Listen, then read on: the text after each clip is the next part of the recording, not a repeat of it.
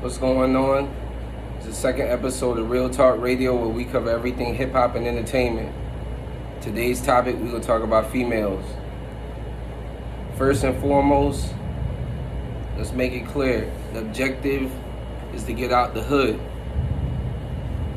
But at the same time, a lot of us that are in the streets like that involve the females in our lives, or we bring the streets home with us, and that's unnecessary. The reason being is because, truthfully speaking, a lot of these females, they don't sign up for that. Truthfully, a lot of these females that come from the hood, they don't mind dealing with hood niggas. They used to that shit. But on the other hand, you getting doors kicked in. Niggas getting hit with federal indictments. Niggas getting hit with trafficking charges, guns, and drugs. And when you doing this out of the home, or if you living with a female and you doing this out of her home, you bringing unnecessary and unwanted attention. Then when you get hit with the charges, we worried about whether she gonna stay solid. Niggas looking at 10 to 15 years charges for armed robberies, drug possession, trafficking, all type of shit. And the first thing we want to know is the female that didn't sign up for that street shit, is she gonna stay solid? And it makes no sense. Because as we see today, it's a lot of niggas that's down, riding, sliding, doing all type of shit in the streets, and niggas ain't even staying solid. So some of us expect from females what we don't even get from our niggas when we in the streets like that. The reality is, niggas need to separate your relationship from what you do in the streets. We got too many niggas that's moving carelessly and recklessly.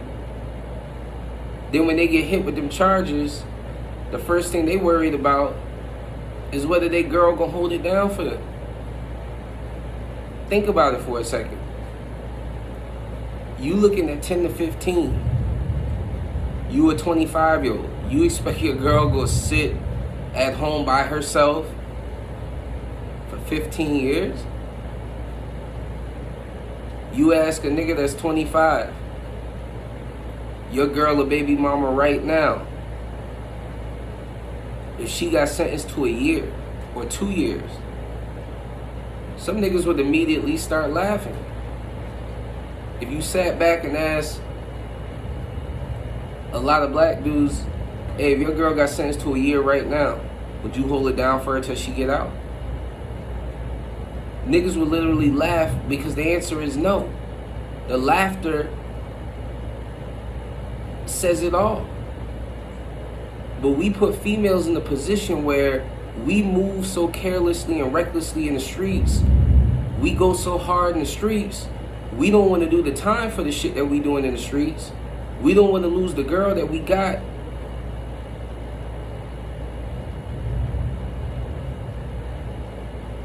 But that's the consequences of life in the streets. There's no rules in this shit. Some of us don't realize we move so carelessly and recklessly, not thinking the girl you got 2 or 3 kids with, niggas getting killed every day.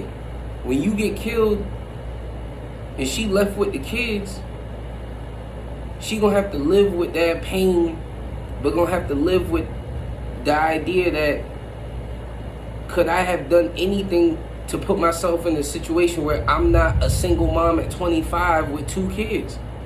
Because the nigga I had kids with was moving so reckless and careless. And that's not even the best case, but worst case scenario, you trapping out of the home where you and your girl live at with kids, and your door get kicked in.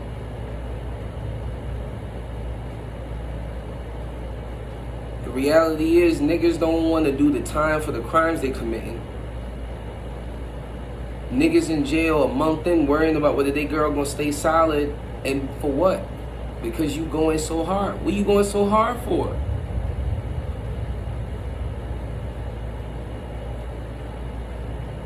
And then we got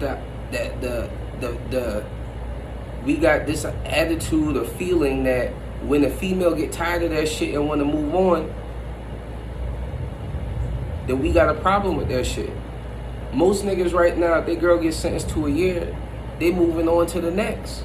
No questions asked. Even if they got kids. And the niggas turn around and expect that same female to hold it down for 10 and 15 years for our stupidity when we commit to a life in the streets, right? And this is why we gotta separate what we do in the streets from our relationship. Any girl that's worth having and keeping, why you wouldn't expose her to that hood shit? I don't give a fuck what I'm on. I want somebody at home that's solid. First of all, I ain't going home to somebody that's not solid. So the reality is, I don't even want somebody that's involved and in the midst of all that shit. Why? Less is more.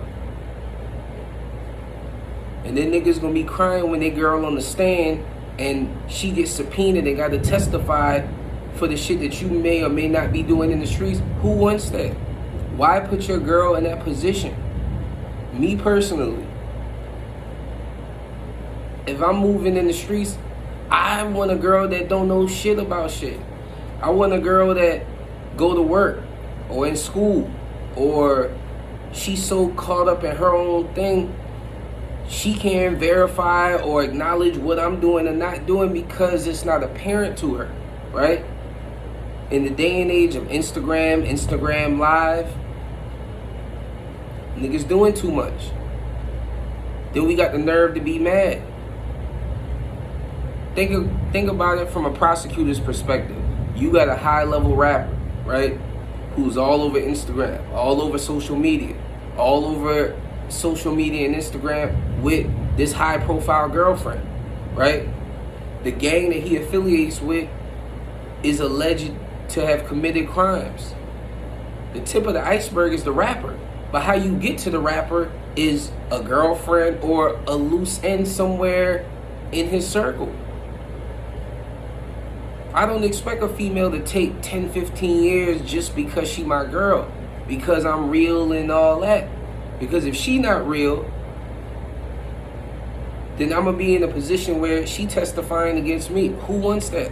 Who would want their baby mama to be testifying against them because you move so careless and reckless? You got your girl in the middle of all that shit. Then what happens if she got kids? Now you got the state trying to take your fucking kids away because they hitting you with drug trafficking charges and her as the co-conspirator or an accomplice type. Like, come on. And this is all because niggas don't want to accept the consequences of what comes with the street shit. Real shit.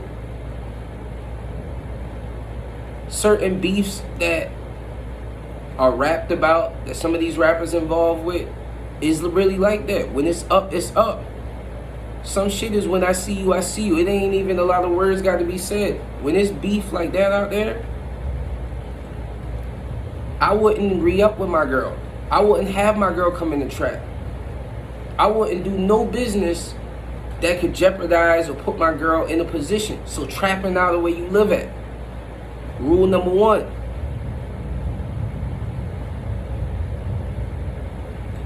And you can just tell, because this day and age that we live in, a lot of these younger rappers, they never heard Biggie's 10 Crack Commandments. And on a serious note, some of the stuff that's actually said in that song, it comes from hustling, from the attitude and the perspective of somebody on the streets getting money. The perspective, the objective is to hustle to get ahead. Anything unnecessarily that's gonna fuck up your hustle and your grind, you do away with. Just like if I'm a nigga in the streets, for example, me personally, I got friends that never sold drugs, smoked, or do anything. I'm not taking them to the trap when I go re-up. Because if shit go left, even if I can find a way and manage a way to get out, I put somebody else's life at risk that's not used to living and being on their toes. And last but not least, they didn't sign up for that shit. As I always say, it's certain shit that come with that street shit. People get robbed in the streets. People get killed in the streets. People that's not in the streets, that's not a part of their everyday thought process. And the worst part is we involve females in that shit. How many baby mamas and girlfriends and sometimes wives getting killed because, even like I'm saying, some dudes keep their girls separated from shit. But sometimes certain beefs, when it's up, it's up. Certain beefs is to a point where you got motherfuckers looking for you. And you known to dwell and frequent a female's house. Some of us got to think smarter. The objective is to get out the hood. The objective is to hustle to get ahead. We live life on Instagram and Facebook Live and Instagram Live, not thinking the same ops that you antagonizing and stunting on, they plotting on you. And people getting hit up in real time. Like I said, there's no rules to this street shit. People lose their lives. It's certain beefs and certain conflicts. Blood has been shed. Bodies have been dropped. So in that case, when it's up, it's up. And some of us out here stunting for girls.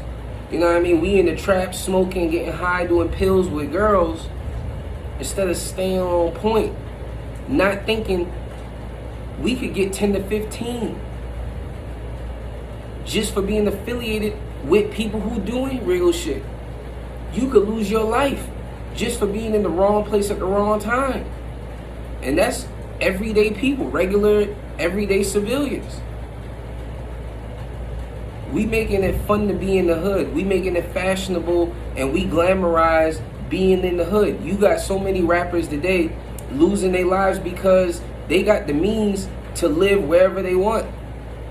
But they want to drive the Rolls Royce, Bentley, etc. in the hood. So now you put a target on your back. If you got real ops, there's been a target on your back.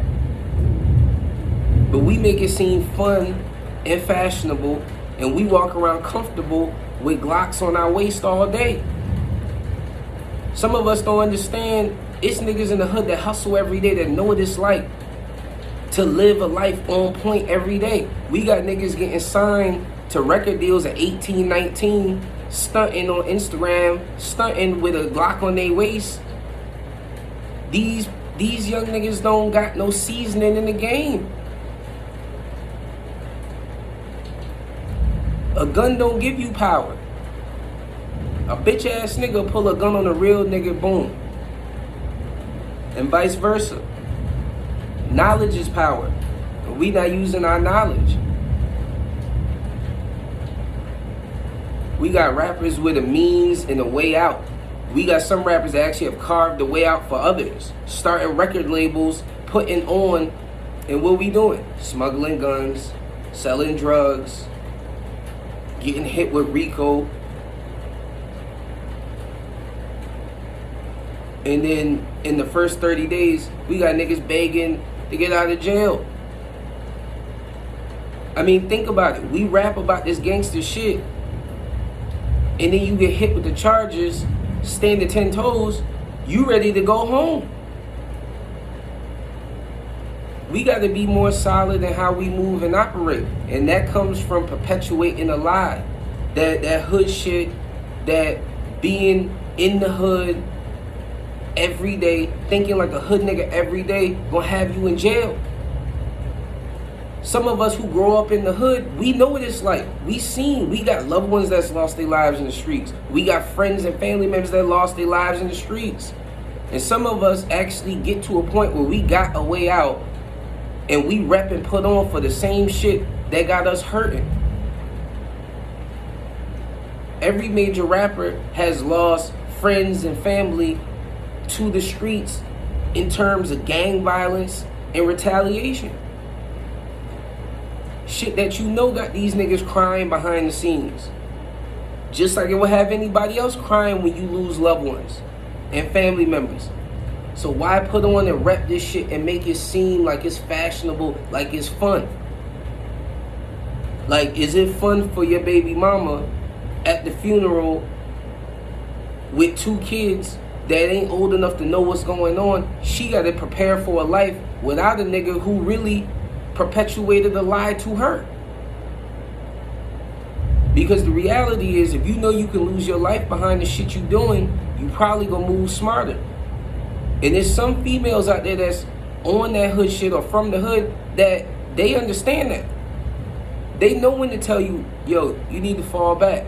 Yo, you need to get a job. Yo, you need to think about the kids. We got niggas stunting for girls in the clubs. Niggas is stunting too much. The objective is the hustle to get ahead.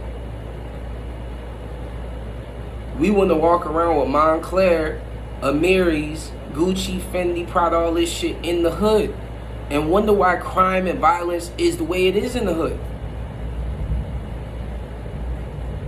But yeah, we checking out from South Carolina. We gotta act like we know. It's certain shit that comes with this street shit. People lose their life in this shit.